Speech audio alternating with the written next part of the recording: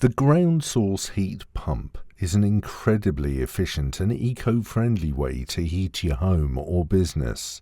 These systems harness the steady, renewable energy stored in the ground to provide heating, cooling, and hot water. The ground source heat pump rig, or GSHP, demonstrates a heating system that extracts heat from the ground and transfers it into your home.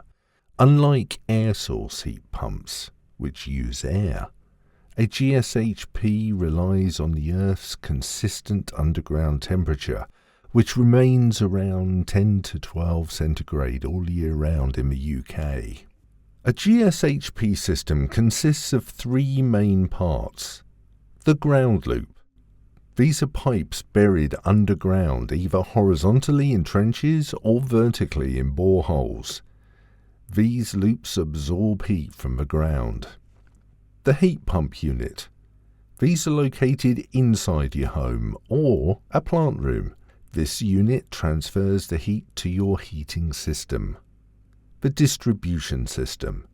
Radiators, underfloor heating, or a hot water cylinder to deliver the heat where it's needed. Not just heating. The ground source heat pump can also provide cooling in summer by reversing the process.